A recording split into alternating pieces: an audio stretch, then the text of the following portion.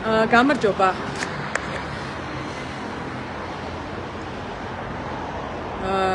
გამარჯობა.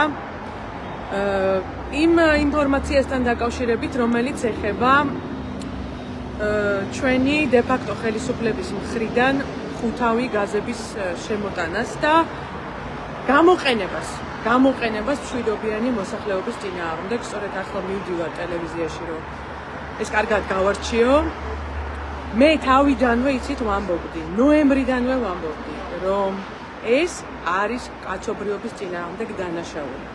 ის რაც მოხდა ნოემბერ-დეკემბერში არ იყო ჩვეულებრივი დევნა, ცემა, წამება.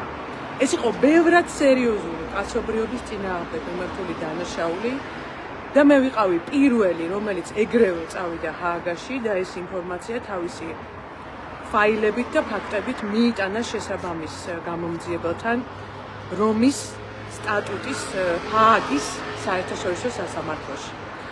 რას ნიშნავს კაცობრიობის წინააღმდეგ მიმართული დანაშაული? პირველი, ის რომ ეს დანაშაული არ ექვემდებარება დროს, ხვალ, ზეგ, 10 წლის შემდეგ, 5 წლის შემდეგ ის იქნება გამოძიებული და იქნებიან ადამიანები დასჯილი. პირველი, ხანდაზმულობა, როგორც ჩვენ ვამბობთ ხოლმე, იურისტები ამ დანაშაულებს არ აქვს. მეორე, ის რომ ისინი ექვემდებარება საერთაშორისო გამოძიებას. მე 1 წელი სრულდება, რაც მე ვმუშაობ ამ გამოძიებასთან დაკავშირებით. 1 წელი სრულდება, რაც მე ვაგზავნი მტკიცებულებებს და რაც ვამბობ. მაშინ სკეპტიკურად იყო ხალხი განწყობილი,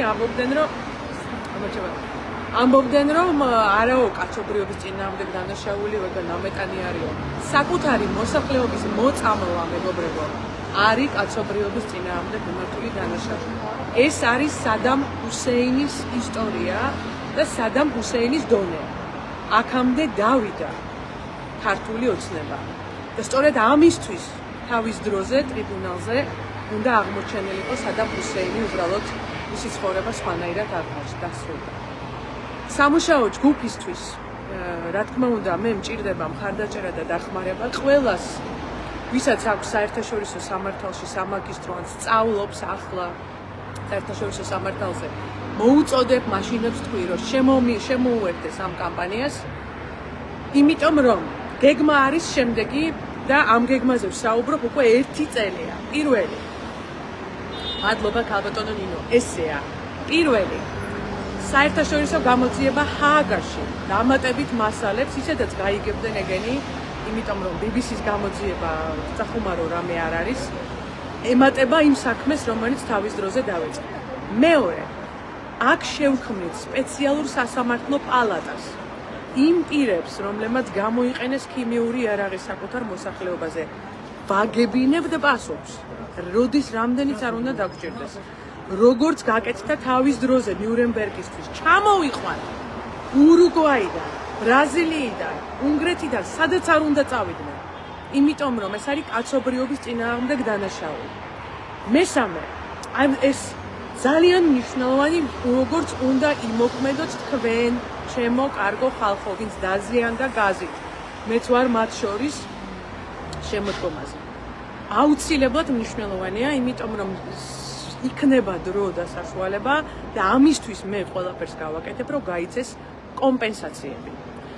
დაზარალებულებისთვის ყველა სხვა საქმეში, აი იმ საქმეში, რომელიც ეხლა ხანს მოუგეთ ჩვენ რუსეთს, სხვათა შორის ჩვენი მუშაობით მოუგეთ დამოუკიდებელი იურისტების, სამოქალაქო საზოგადოების მეშვეობით მოუგეთ რუსეთს, დაევალა რუსეთს კომპენსაციების გაცემა. ჩვენი სახელმწიფო გასცემს კომპენსაციებს დაზარალებულებისთვის. ამისთვის თქვენ, ვინც დაზარალდა, ვისაც შეხვდა გაზი უნდა გააკეთოთ, უნდა მომეხმაროთ შემდეგნაირად. შეაგროვოთ მტკიცებულებები, ვიდეოები სადიყავით, თარიღები, ვიდეოები, მოწმეები, როდის მოხვდათ გაზი. მეორე, სამედიცინო დოკუმენტაცია, ეს თქვენი საქმეა, ჩემო კარგო ხალხო. სამედიცინო დოკუმენტაცია უნდა შეგროვდეს, როდის მოგადგა ზიანი და რა ჩივილები გაქვთ. ბევრი ადამიანი წერდა იმის მერე, ზოგს ტკბილები ტკივა, ზოგს წნევა აქვს, ზოგს ეს იყო როგორც ჩანს მომწავლელი შხამიანი გაზი, რომელიც გამოიყენებოდა კვირების განმავლობაში ჩვენ მოსახლეობაზე. ეს სამედიცინო დოკუმენტაცია მოაგროვეთ და შეაგროვეთ თქვენთვის, დააწერინეთ ექიმებს ეს ჩივილები. რატომ? იმიტომ რომ ეს პროცესი რო შედგება, ეს დოკუმენტაცია დაჭირდება ჰააგას და დაჭირდება ჩვენ სპეციალურ პალატას იმისთვის, რომ დაარიგოს კომპენსაცია დაზარალებულებისთვის.